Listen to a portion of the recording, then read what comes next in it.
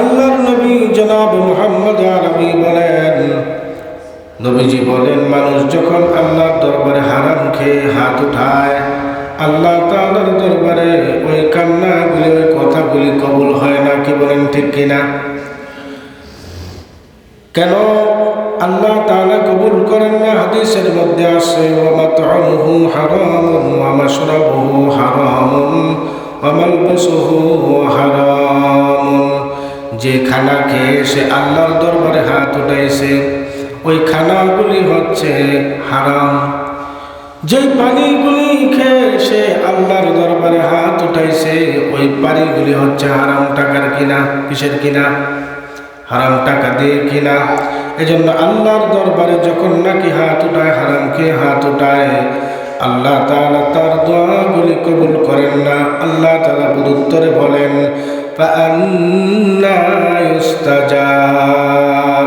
সে হারাম খেয়ে আমার দরবারে হাত উঠাইছে, আমি আল্লাহ তাআলা তার দোয়াগুলি কিভাবে কবুল করি?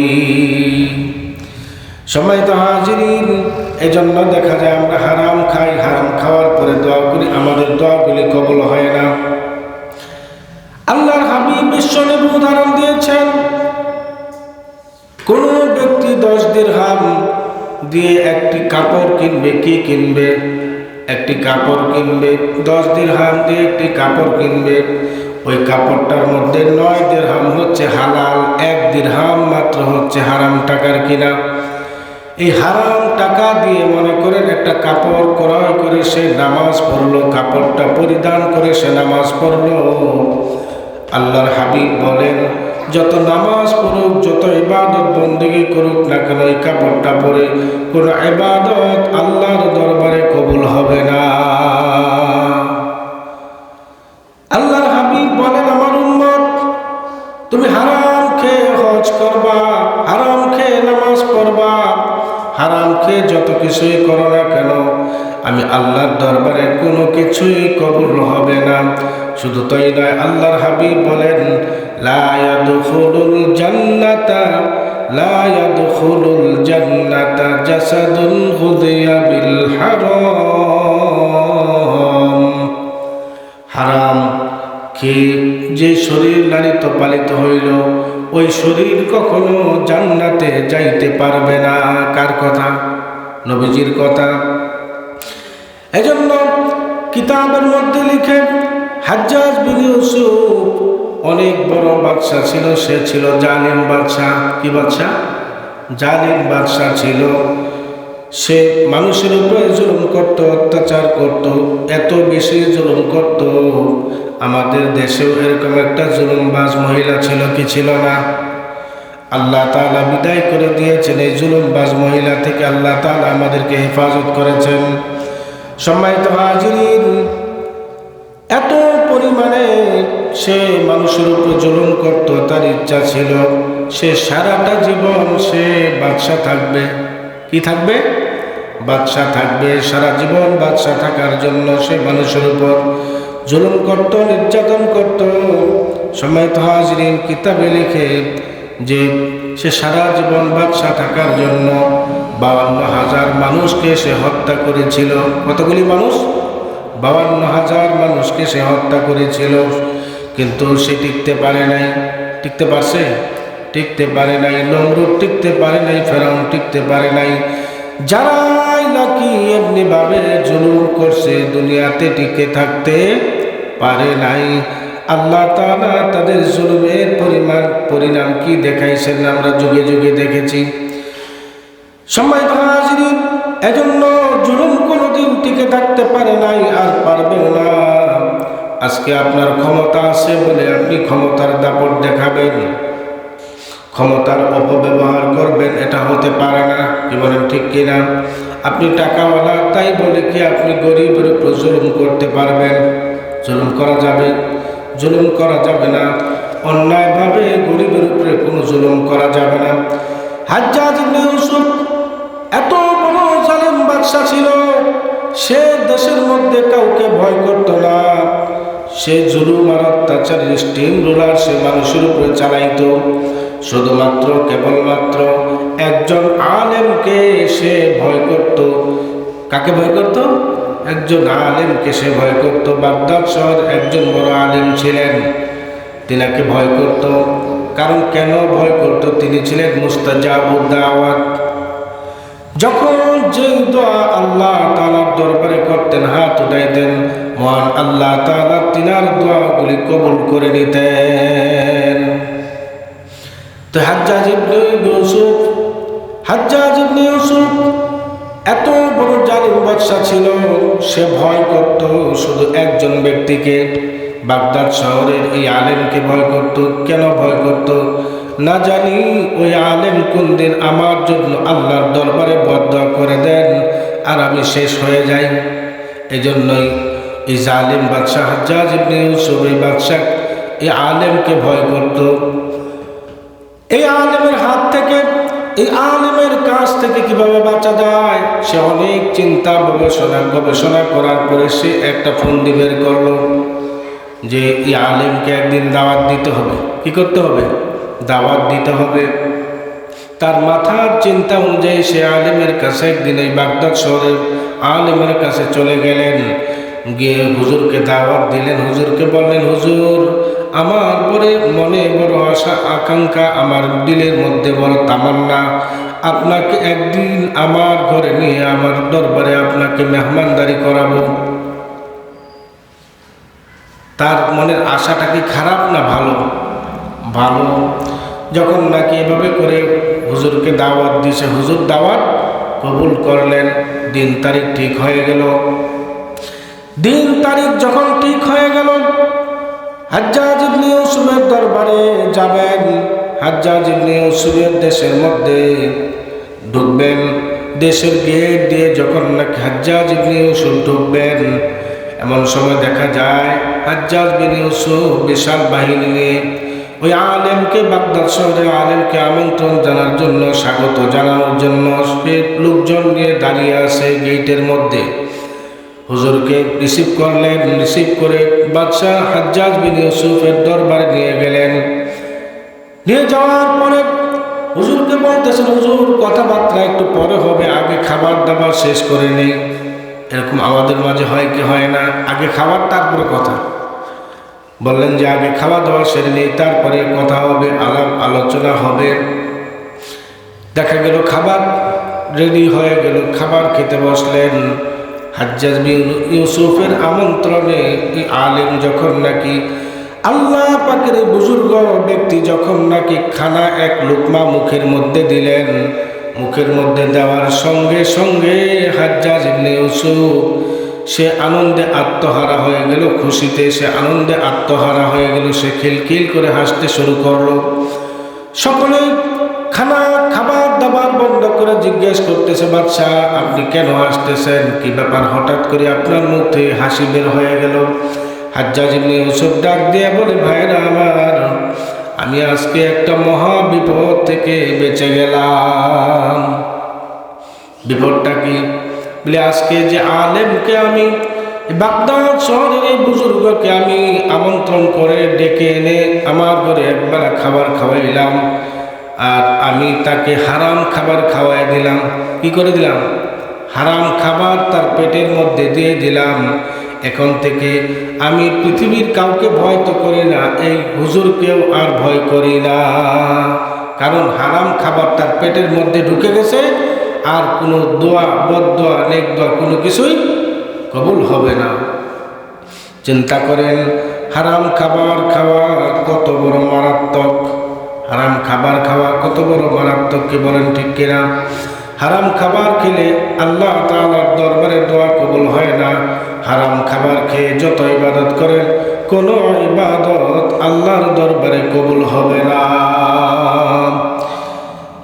হাটহাজারী মাদ্রাসা, মঈনুল ইসলাম হাটহাজারী মাদ্রাসা, আল্লামা বাবু নগরী রাহমাতুল্লাহ আলাইহি তিনি ইন্তেকাল করেছেন। আল্লাহ তাআলা হুজুরের কবরকে জান্নাতের বাগিচা বানায় দিন, বলি আল্লাহুম্মা আমিন। বাবু নগরী হুজুরের কাছে একজন গ্রাম্য ব্যক্তি এসে বলতেছেন, হুজুর আমাদের দোয়া তো কবুল হয় না, আপনারা যে দোয়া করেন আপনাদের দোয়া তো দেখি কবুল হয় না। কি বলতেছে? আমাদের দোয়া কবুল হয় না, আপনাদের দোয়া তো দেখি কবুল হয় না। তখন হুজুর ডাক দিয়ে বলেন, ভাই, দোয়া কবুল না হওয়ার পিছনে আপনারাই হইলেন মূল সমস্যা।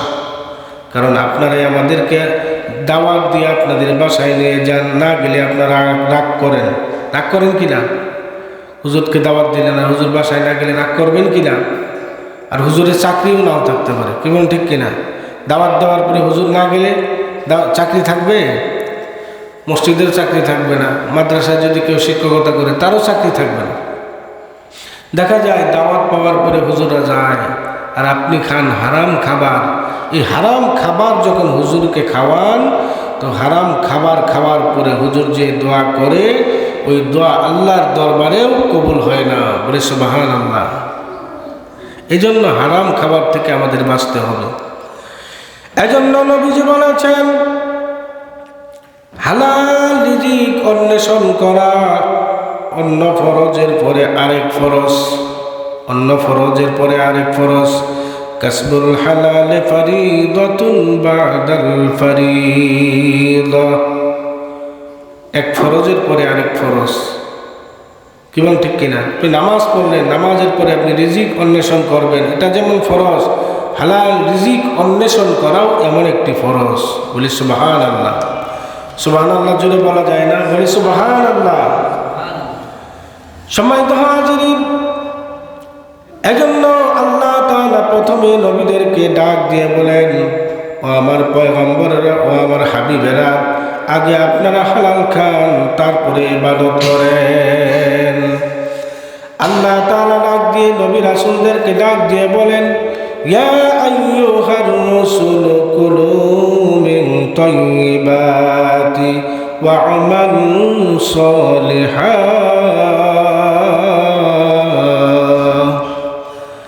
ও আমার হাবিব, ও আমার পয়গম্বরেরা, আগে হালাল খাবার খান, তারপরে নেক আমল করেন।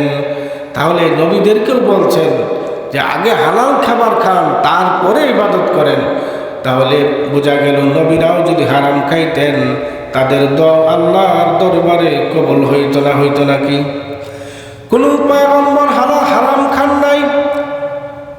দুনিয়ার শুরু থেকে আমাদের হাবিব, আমাদের নবী জনাবে মুহাম্মদুর রাসূলুল্লাহ, সবাই বলে সাল্লাল্লাহু আলাইহি ওয়াসাল্লাম পর্যন্ত যত নবী রাসূল আল্লাহ তাআলা দুনিয়াতে পাঠাইয়াছেন, কোন নবী রাসূল কোনদিন হারাম খান নাই। সম্মানিত হাজিরিন, এজন্য এক প্রকার হারাম খাবার হলো সুদি কারবার। আমাদের দেশে আছে না নাই? সুদি কারবার আছে না নাই? এক প্রকার হারাম খাবার হলো সুদি কারবার। সুদ খাওয়া হালাল না হারাম? হারাম। কেমন হারাম? কোন মুসলমান জেনে শুনে যদি, জেনে বুঝে যদি 1 টাকা পরিমাণ সুদ খায়, 36 বার আপন মায়ের সাথে জিনা করার সমপরিমাণ গুনাহ হয়। কত বড় জঘন্য, কি বলেন ঠিক কিনা? এরপরে নবীজি বলেন, নিজের মার সাথে কেউ জিনা করে না, নিজের মায়ের সাথে কেউ জিনা করে না। যে সুদ খায় প্রতিটা মুহূর্তে 24টা ঘন্টা নামায়ে আমলের মধ্যে গুনাহ উঠতেছে আর গুনাহ উঠতেছে। সুদের গুনাহ, হারাম খাওয়ার গুনাহ, আপন মায়ের সাথে জিনা করার গুনাহ উঠতেছে আর উঠতেছে। আপনি নামাজে আছেন, আপনি ইবাদত করতেছেন, আপনি বাজারে গেছেন, আপনি চলাফেরা করতেছেন, আপনি যেথায় যান না কেন 24টা ঘন্টা আপনার আমল নামায় জিনা করার সমপরিমাণ গুনাহ আমল নামায় উঠতেছে। এজন্য নবীজি বলেন, উম্মত সুদ খাও না। সুদ খাওয়ার মধ্যে 70 প্রকারের গুনাহ আছে। 70 প্রকার গুনাহ রয়েছে, তার মধ্যে সর্বনিম্ন ছোট গুনাহ হচ্ছে আপন মায়ের সাথে জিনা করা। এজন্য সুদ থেকে, হারাম খাবার থেকে আমাদের বাঁচতে হবে, কি বলেন ঠিক কিনা?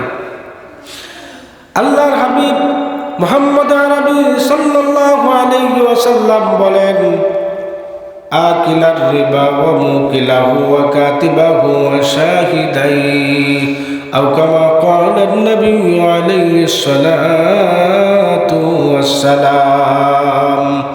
নবীজি বলতেছেন, 4 প্রকার ব্যক্তির উপর আমি নবীর লানত আর অভিশাপ। 4 প্রকার ব্যক্তির উপর আমি নবীর লানত আর অভিশাপ।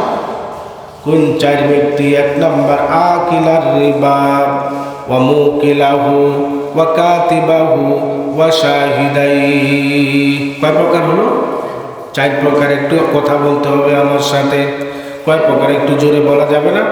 4 প্রকার। 4 প্রকার ব্যক্তির উপর নবীজির অভিশাপ আর লানত। 1 নম্বর, যারা সুদ খায়, ওয়া আকিলাহু, যারা সুদ খায়। 2 নম্বর, ওয়া মুকিলাহু, যারা সুদ দেয়। সুদ খায় আর সুদ দেয়। একজন সুদ দেয়, আরেকজন সুদ খায়। এই তো 2 ব্যক্তি নাকি? এরপরে নবীজি বলতেছেন, ওয়া কাতিবাহু, যারা নাকি সুদের লেনদেনের লেখাপড়া করে, লেখালেখি করে কি করে না, সুদের অফিসে চাকরি করে। কি করে? চাকরি করে। এরপরে নবীজি বলেন, ওয়া শাহিদাই, যারা সাক্ষী হয়। কেমন সাক্ষী হয়? আপনি কোনোদিন ব্যাংক থেকে টাকা নেন নাই, কিন্তু পাশের বাসার ভাই প্রতি বছরই লোন নেয়। কি নেয়? লোন নেয়। লোন নেয় তো আপনি নতুন মানুষ, আপনাকে ব্যাংকওয়ালা চিনে না। প্রতি বছর আপনি লোন নেন, আপনার সাথে ভালো একটা সম্পর্ক, তো আপনার প্রয়োজন, আপনাকে চিনে না। একজন তো সাক্ষী দেওয়া লাগবে, কি বলেন ঠিক কিনা? একজন জিম্মাদার হওয়া লাগবে কি লাগবে না? পাশের বাড়ির ওই ভাইয়ের কাছে গিয়ে বলছে, ভাই আমাকে তো সুদ দিচ্ছে না, আমাকে লোন দিচ্ছে না, তো আপনি একটা সই দিলেই আমার সুদটা মঞ্জুর হবে। কি করলো? একটু সই দিল, একটু সাক্ষী দিল। নবীজি বলতেছেন, এই 4 প্রকার ব্যক্তির উপর আমি নবীর লানত আর অভিশাপ।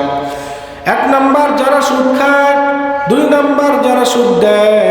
3 নম্বর, যারা সুদের লেখালেখি করে। 4 নম্বর, যারা সুদের সাক্ষী দেয়। এই 4 প্রকার ব্যক্তির উপর নবীজির লানত আর অভিশাপ।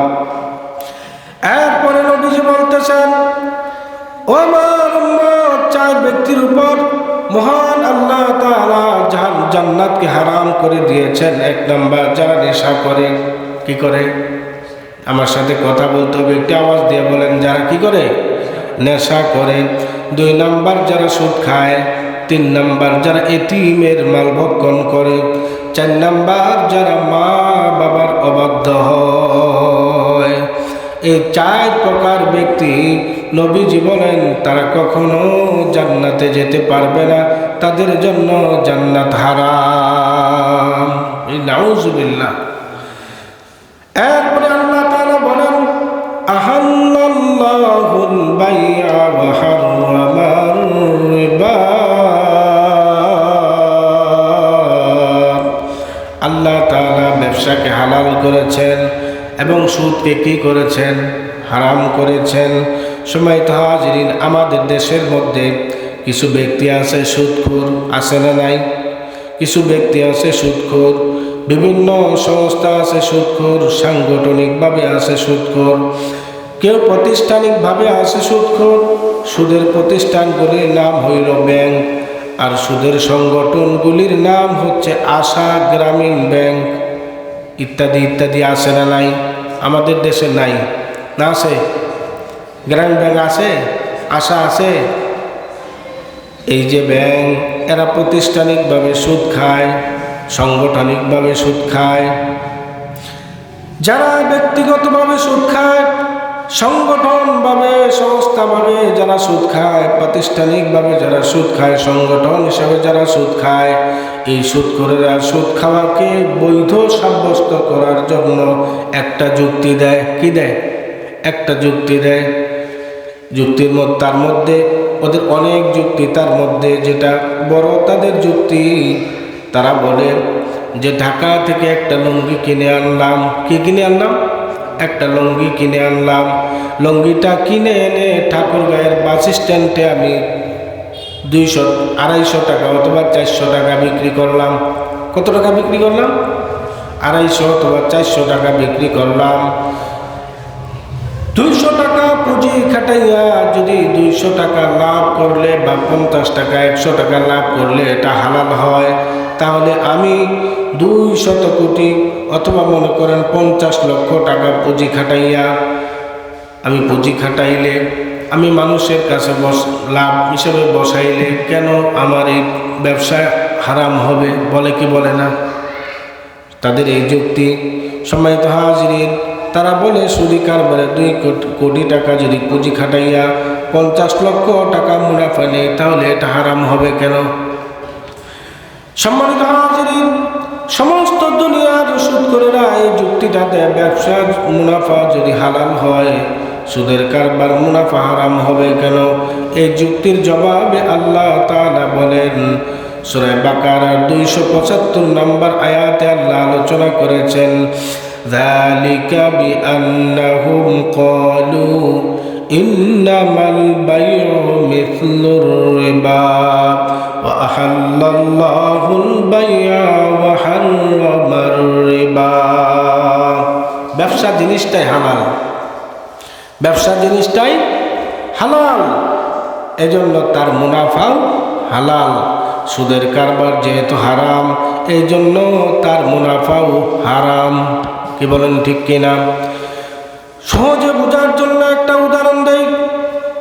এক ব্যক্তি বিয়ে করলো, বিয়ে করার পরে তার একটি বাচ্চা হয়েছে। কি হয়েছে? বাচ্চা হয়েছে। পক্ষান্তরে একটা ব্যক্তি, সে বিয়ে করে নাই, বিয়ে না করে অন্য একজন মহিলার সাথে অবৈধ সম্পর্ক করে, তার ঘরেও একটা বাচ্চা হয়েছে, ওই মহিলার ঘরেও গিয়েছে একটা বাচ্চা হয়েছে। এখন আপনারা বলেন, 2টা বাচ্চাই কি হালাল? তাহলে একটা হালাল, একটা হালাল জাদা, আরেকটা হইল হারাম জাদা। কি বলেন, ঠিক কিনা? সম্মানিত হাজিরিন, বিবির সাথে মেলামেশা করা হালাল, এই জন্য তার সন্তান হালাল। ভিন্ন নারীর সাথে মেলামেশা করা হারাম, এই জন্য তার সন্তানও হারাম। ব্যবসা হইল হালাল, হালাল হলে সুদের টাকা হারাম হবে কেন? তারা কিভাবে যুক্তিটা দেখেন, ব্যবসার টাকা হালাল হলে সুদের টাকা হারাম হবে কেন? এই উদাহরণগুলি যদি আমরা বুঝতে পারি, তাহলে তাদের এই যুক্তিগুলি বোঝা সহজ হয়ে যায়। কি বলেন, ঠিক কিনা? সম্মানিত হাজিরিন, যারা সুদ খায় তাদের ব্যাপারে আল্লাহ তাআলা বলেন, লা ইয়াকুমুনা ইল্লা কামা ইয়াকুমুল্লাযী ইয়াতাখাব্বাতুহুশ শাইতানু মিনাল মাস। আল্লাহ তাআলা তার কালামে পাকের মধ্যে বলেন, যারা সুদ খায় তারা আল্লাহ তাআলার গরিব বান্দাদের সাথে মাস্তানি করে। গরিব বান্দাদের সাথে কি করে? মাস্তানি করে। গরিবকে ততক্ষণ পর্যন্ত ঋণ দেয় না যতক্ষণ পর্যন্ত মুনাফার চুক্তি হয় না। যতক্ষণ পর্যন্ত কি হয় না? মুনাফার চুক্তি হয় না, কত টাকা লাভ দিবে, এই চুক্তিটা যতক্ষণ পর্যন্ত হয় না ততক্ষণ পর্যন্ত গরিবকে কোনো সংগঠন, কোনো সংস্থা তাদেরকে ঋণ দেয় না। দেয় নাকি?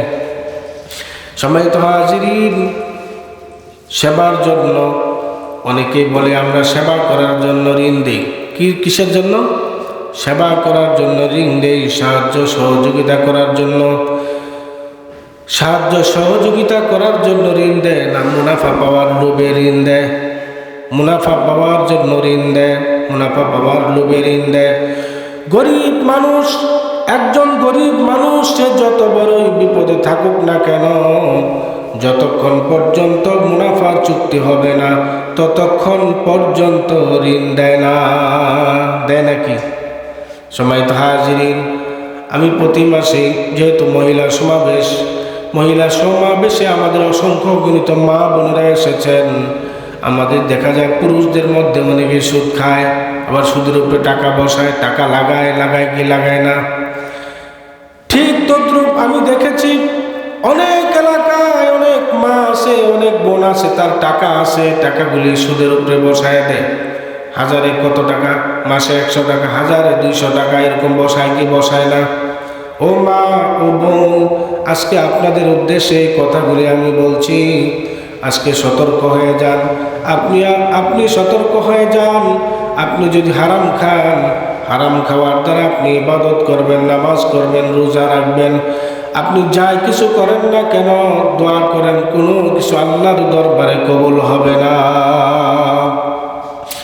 এজন্য আল্লাহ তাআলা বলেন, সুদখোরের দল যেহেতু আমার গরিব বান্দাদেরকে নিয়ে লাফালাফি করে মাস্তানি করে, সমস্ত দুনিয়ার সুদদেরকে হাসরের মাঠে ভূতে ধরা মাতালের মতো করে আমি আল্লাহ উঠাবো।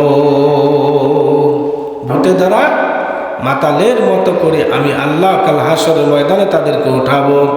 হাদিসে নবীজি বলেন, কিয়ামতের দিন হাসরের মাঠে এক একটা সুদখোরের পেট হবে এক একটা ড্রাম, এক একটা গুডাউন, এক একটা সুদখোরের পেট হবে এক একটা বড় বড় গুডাউনের মতো। কেন এত বড় বড় গুডাউনের মতো হবে? এই পেটগুলি এত বড় কেন হবে? তাদের পেটের মধ্যে অসংখ্য সাপ, অসংখ্য বিচ্ছু তাদের পেটের মধ্যে আল্লাহ তাআলা ঢুকাইয়া দিবেন, আর তাদের পেটগুলি এক একটা পেট হবে গুডাউনের মতো বড়। সময়ত হাজিরিন, এই জন্য সুদখোর গরিবকে ঋণ দেয় সেবার জন্য না লাভের জন্য। কিসের জন্য? লাভের জন্য। তারা বলে সাহায্য সহযোগিতা করতেছি, আসলে সাহায্য সহযোগিতা নয়, শোষণের জন্যই তারা ঋণ দেয়। কিসের জন্য? শোষণের জন্য ঋণ দেয়। সময়ত হাজির, কাউকে আর্থিকভাবে সেবা করার সিস্টেম হইল দুইটা। কাউকে আর্থিকভাবে সেবা যদি করতে চান তাহলে সিস্টেম কয়টা? দুইটা। আর একটু জোরে কথা বলতে হবে, কয়টা? দুইটা। এক নাম্বার দাবি মুক্ত দান, দুই নাম্বার মুনাফা মুক্ত ঋণ। দাবি মুক্ত দান আর মুনাফা মুক্ত ঋণ, এই দুইটা রাস্তা আছে। 500 টাকা আপনি এক ভাইকে দিয়ে দিলেন, দাবি মুক্ত দান। আপনি 500 টাকা দান করেন, ভাই এই 500 টাকা আপনি নিয়ে যান, আপনাকে আমি দিয়ে দিলাম। কখনোই ফেরত দিতে হবে না। কখনো কি করতে হবে না? ফেরত দিতে হবে না। এটার উপরে আমার কোনো দাবি দবা নাই। কি নাই? দাবি দবা নাই। তাহলে দাবি মুক্ত দান। 2 নাম্বার আরেকটা হইল 10,000 টাকা আপনি এক ভাইকে দিলেন। কি দিলেন? 10,000 টাকা এক ভাইকে আপনি দিলেন, ঋণ, সে ভাই বিপদের মধ্যে আছে। দেওয়ার সময় আপনি বললেন, ভাই 10,000 টাকা আপনি কতদিন পরে দিবেন? বলে আমি 1 মাস পর দিব, 30 দিন পর দিব। কতদিন পর? 1 মাস পর দিব, 30 দিন পর দিব। 30 দিন যাওয়ার পরে দেখা গেল এই ভাই বলে দিছে 10,000 টাকা দিছি, 10,000 টাকায় আমাকে দিবেন। এখানে আমাকে কোনো মুনাফা দিতে হবে না। তাহলে মুনাফা মুক্ত ঋণ। মুনাফা মুক্ত ঋণ। ঋণ দিয়ে যদি মুনাফা নেন, সেবা হয় না, শোষণ হয়। সেবা হয় না, কি হয়? শোষণ হয়। এজন্য আজকে কথাগুলি আমি মসজিদে আলোচনা করেছি, জুমায় আমার ভাইদের উদ্দেশ্যে, বাবাজিদের উদ্দেশ্যে আলোচনা করেছি, মা বোনদের আমি প্রয়োজন মনে করেছি। মা যেহেতু মহিলা সমাবেশে মা বোনদের এই বিষয়গুলি আলোচনা শোনার দরকার, বোঝার দরকার আছে না নাই? আমার মা সুদ খায় না, ঘুষ খায় না, খায় নাকি? কিন্তু তার বাড়িওয়ালা সুদের উপরে টাকা লাগায়, এরকম ব্যক্তি আছে না নাই? আজকে যদি আমার মা, আমার বোন সচেতন হয়, যদি বুঝতে পারে, জানতে পারে, হইতে পারে আজকের এই আলোচনার মাধ্যমে তিনার স্বামীকে সুদ থেকে, ঘুষ থেকে, হারাম থেকে বিরত করে ফিরায় নিয়ে আসতে পারে একজন মা, একজন বোন। পারে কি পারে না? এজন্যই আজকের আমার আলোচনার বিষয় নিয়েছি সুদ। কি বিষয়? সুদ। সুদখোরের দলকে যখন বলা হয়, আল্লাহ তাআলা কোরআন কারীমে সুদ খাওয়াকে হারাম ঘোষণা করেছেন, তখন তারা বলে ঋণ দিয়ে মুনাফা নেওয়া যাবে না। ঋণ দিয়ে, আল্লাহ তাআলা বলেন ঋণ দিয়ে মুনাফা নেওয়া যাবে না। তখন তারা বলে মুনাফা ছাড়া ঋণ দিব কেন? মুনাফা ছাড়া ঋণ দিব কেন? তার মানে মুনাফা ছাড়া তারা ঋণ দেবে না। তাদের জবাবে ঋণ দেব কেন? ঋণ আমি দেব 2 কারণে। ঋণ দিব কয় কারণে? 2 কারণে আমি ঋণ দেব। 1 নাম্বার, মুনাফা ছাড়া ঋণ দেব গরিব মানুষকে সাহায্য সহযোগিতা করার জন্য। একজন গরিব মানুষকে আমি ঋণ দিব সাহায্য সহযোগিতা করার জন্য। গরিবকে সেবা করার জন্য। 2 নাম্বার, মুনাফা ছাড়া ঋণ দিব সওয়াবের আশায়। কিসের আশায়? মুনাফা ছাড়া ঋণ দিব সওয়াবের আশায়। হাদিস শরীফে নবীজি বলেন, যে ব্যক্তি কোনো গরিবকে কিছুদিন বা 1 সপ্তাহ অথবা 15 দিন অথবা 1 মাস কিছু টাকা ঋণ দিল, দেওয়ার পরে 15 দিন 1 মাস ঋণ দিল, নবীজি বলেন যত টাকা আল্লাহর রাস্তায় দান করলে সব হইতো, এই টাকাটা দান করলে আল্লাহর রাস্তায় যে পরিমাণ সব হইতো, এই পরিমাণ সব ঋণদাতা ব্যক্তির উপরে আল্লাহ তাআলা সব দিয়ে দিবেন। সম্মানিত হাজিরিন, পরে নবীজি আরো বলেন, ঋণদাতা ব্যক্তি 15 দিন অথবা 1 মাস সময় নিয়ে ঋণ দিয়েছিল, কিন্তু 15 দিন যাওয়ার পরে যে ঋণ গ্রহীতা সে এসে বলতেছে, ভাই অথবা চাচা, আপনার কাছে 15,000 টাকা আমি নিয়েছিলাম অথবা 20,000 টাকা আমি নিয়েছিলাম, আমার টাকাটা এখনো পর্যন্ত আমি ভাঁজ করতে পারি নাই, রেডি করতে পারি নাই, আমাকে আরো 5টা দিন সময় দেন। কয়দিন সময় দেন? আরো 5টা দিন সুযোগ দেন। আল্লাহর হাবিব বিশ্বনবী বলেন, যখন নাকি ওই 5 দিন আপনি ওই বান্দাকে, আপনার ওই ভাইকে আপনি আর 5 দিন সুযোগ বাড়িয়ে দিলেন, আল্লাহর হাবিব বলেন আপনার নামায়ে আমলের মধ্যে ডাবল টাকা আল্লাহর রাস্তায় দান করলে যে পরিমাণ সব হইতো, ওই পরিমাণ সব ঋণদাতা ব্যক্তির আমল নামায় আল্লাহ উঠায় দিবেন। তো আমরা ঋণ দিব কয় কারণে? 2 কারণে। কয় কারণে? 2 কারণে ঋণ দেব। সম্মানিত হাজিরিন, হাদিসে নবীজি বলেন, আমি মেরাজের রাত্রে জান্নাতের গেটে লেখা দেখেছি খয়রাতের সব 10 গুণ, বিনা মুনাফায় ঋণ দেওয়ার সব 18 গুণ। সুবহানাল্লাহ। সম্মানিত হাজিরিন, এই জন্যই ব্যবসা জিনিসটা হালাল। ব্যবসা জিনিসটা হালাল কেন? বেচা কিনার নাম ব্যবসা। কি বলেন, ঠিক কিনা? বেচা কিনার নাম কি? ব্যবসা। ঋণ দিয়ে মুনাফা নেওয়ার নাম সুদ। বেচা কিনাকে আল্লাহ তাআলা হালাল করেছেন, সুদের কারবারকে আল্লাহ তাআলা হারাম করেছেন। বেচা কিনার দ্বারা গরিব এবং ধনীর অভাব দূর হয়ে যায়। বেচা কিনার দ্বারা কি হয়? গরিব আর ধনীর অভাব দূর হয়ে যায়। কিভাবে একজন গরিব, কিভাবে একজন ধনীর অভাব দূর হয়ে যায়?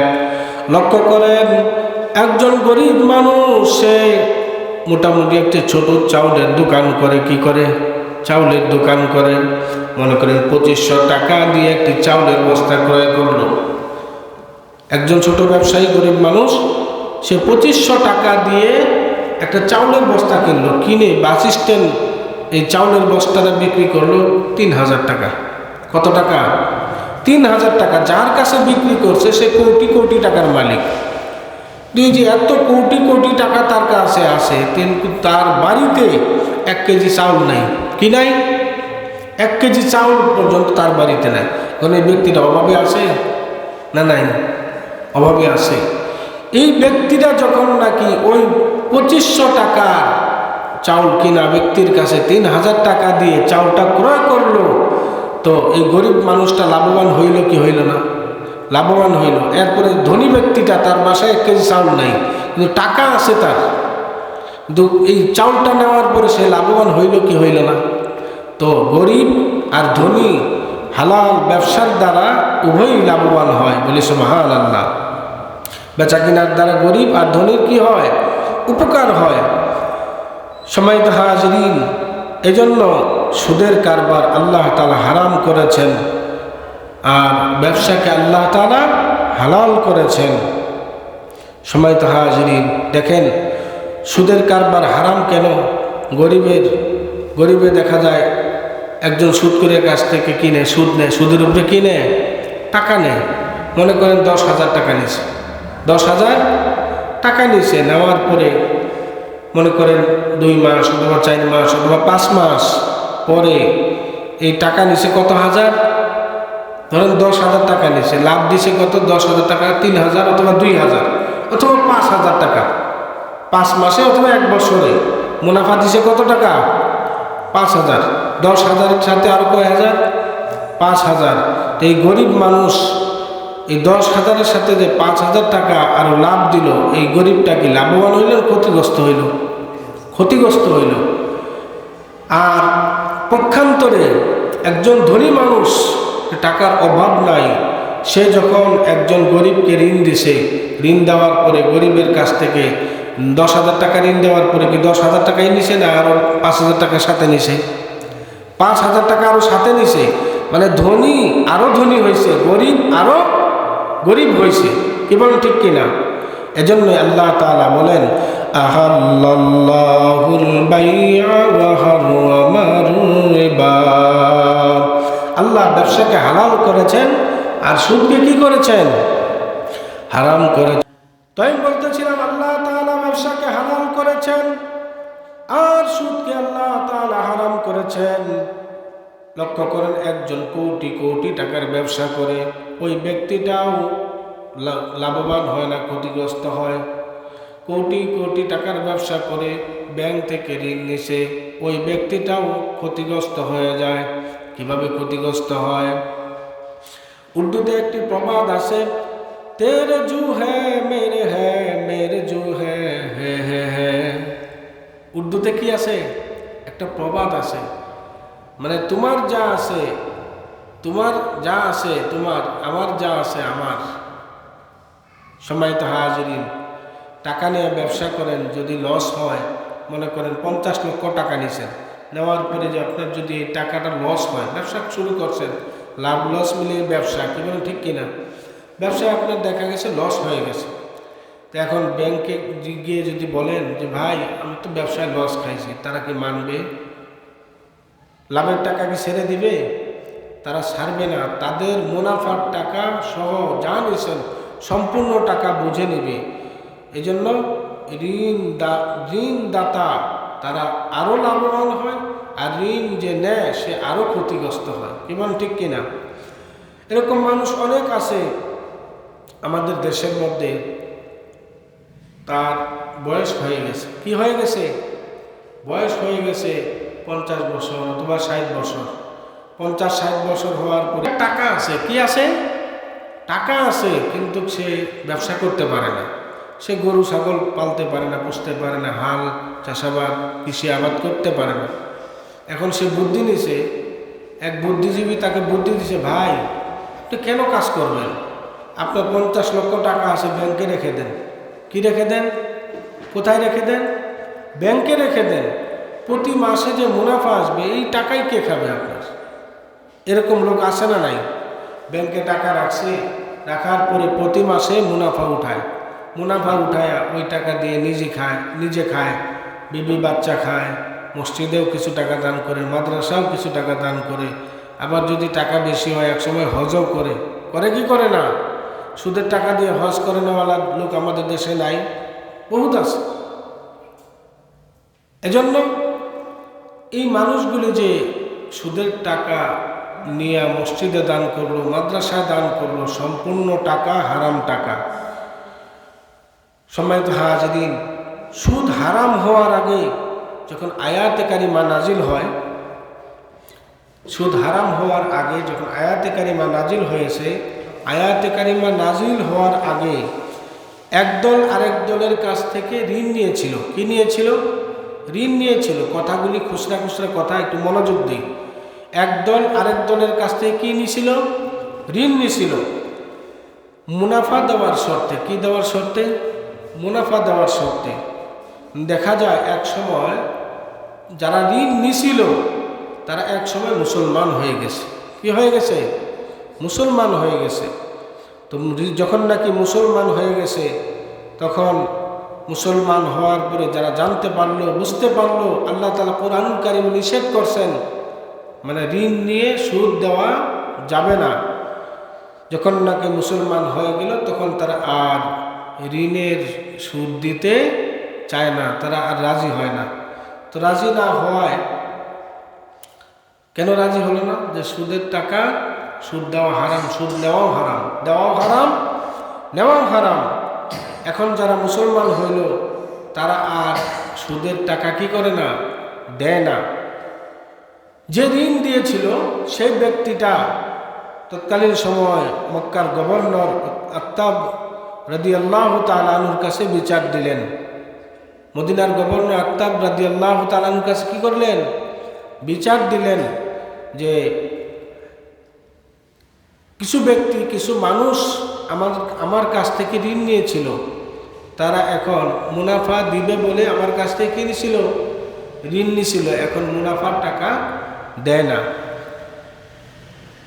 তো যখন নাকি ঋণ দিছে মুনাফা নেওয়ার সত্ত্বে, এই ব্যক্তির যুক্তিও ঠিক। আবার যারা ঋণ নিছে মুনাফা দিবে তাদের কথাও শুনছে, উভয় পক্ষের কথা শুনে বুঝতে পারলো যে উভয়ই ঠিক আছে, কি বল ঠিক কিনা?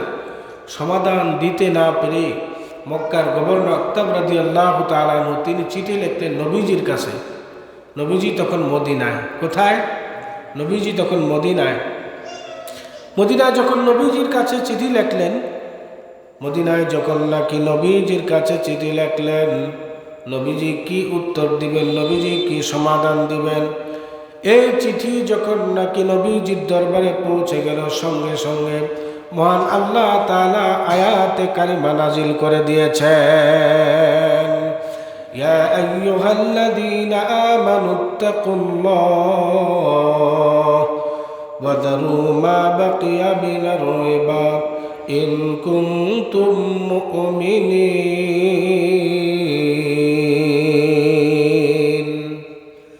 হে ঈমানদারগণ, আল্লাহকে ভয় করো। ইয়া আইয়ুহাল্লাযীনা আমানুত্তাকুল্লাহ, হে ঈমানদারেরা আল্লাহকে ভয় করো।